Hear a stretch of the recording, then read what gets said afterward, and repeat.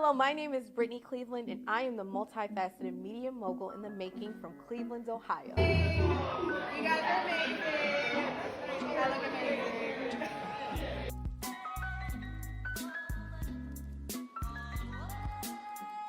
On Little Women ATL, Emily gets bombarded by two twins, Amanda and Andrea, because they think that she's not really pregnant. If someone was questioning me about my pregnancy, we would have been fighting, fist fighting. What made you realize one day, like, oh my gosh, like I actually have a voice? I started posting videos on YouTube and people watched those and they liked them, and then some talent shows at the high school and everything. And then people were like, wow, you have a really good voice, you should join choir. And then the ball just kind of kept rolling Not from only there. did I get my whole outfit from the thrift store, under $10, I also found this really fabulous like type shawl thing. Oh my gosh, it's so warm and it's so cozy. Only $4. Yes, thrift finds of the week. Now we're gonna go to the interview with Maddie Wells I did, and we're gonna learn not just more about his radio career, but some other things too. But you do your little radio show thing, you like to visit schools and whatnot. But now it's time for some uncomfortable questions. Sure. So, have you ever done something embarrassing in public? Yes. What have you done? Do we have to talk about that on camera? Yes, we do. I don't know. There's been a bunch of stuff. I remember when we were kids, me and my friends, my grandmother used to get us like rooms at the embassy so that we can play or whatever. So I'm like, Y'all had money. Play in the embassy. What? we used to like turn the whole embassy suites into like a giant cops and robbers scenario. But anyway, we went swimming or whatever, and I was dared to take my swim trunks off, and pretty embarrassed. Oh my gosh, your meat cleaver was showing. Yes. What has been some of your obstacles and accomplishments since transitioning? It's been weird as far as like family. It's been a struggle, I guess, dealing with people who knew you before you started transitioning and like are living your life now as a woman and all of those things. So it's been kind of weird and like a little off-putting for some people, but it's not like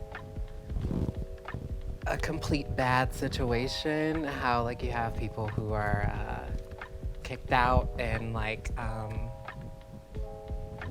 killed, because sometimes it ends up going that far. But for me personally, it's just been really a struggle with my family members. But a lot of people think that a lot of trans girls are sex workers and things like that, because you see a lot of trans people in like porn and like the sex industry and prostituting and things like that. So it's been a really weird situation, like trying to make friends and like talk to people and be a part of the real world.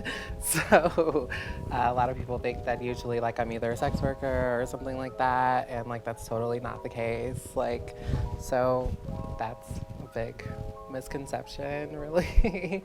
Like, Not only have I modeled on TV, but I also produced 2 of my own shows. One is by the name of Around the World in Thrifty Ways, where I take the viewers with me as we thrift store shop around the world. The second show I have is an adult-based nighttime show by the name of Toilet Talk, and we are appropriately inappropriate. And sometimes we're on the toilet too. Being that you're ethnically ambiguous, tell me about the uncomfortable conversations that you used to have with people who are racist. There are people in my life who like completely rejected like partners I've had, like called me disgusting, like despite us both being like people of color. Like obviously, like again, like I'm white passing, like privileged in that way, but still like our parents are of color, so like we should be sympathetic to like that fact, like universally. And it's just like upsetting or whatever. That's like really all I get. So it's like it kind of like affects my relationships, like how I connect with like men. So, since you're a banker, About how many people would you say that you run into that are financially illiterate? Depending on where I'm at, the majority, especially in the inner cities. Something that you understand that they don't understand. Savings is one thing. Investments.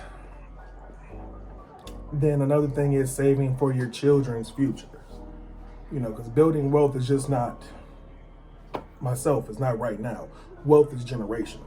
So wealth is something I can pass on to my son. They can pass on to his son and keep going. What a dip is, like specifically, what move is a dip? A dip is when you are voguing and you take your leg, this leg right here, and you put it behind you. You go to the floor. We live for demonstration. Yes. Foot up, dip. Dip. And then you get up and you do your thing. Thank you for that wonderful demonstration. Some may think I'm a diva, but I like to live my life with one saying, and that is to conquer the world one outfit at a time. And you can guarantee that I live by those words every day until I die.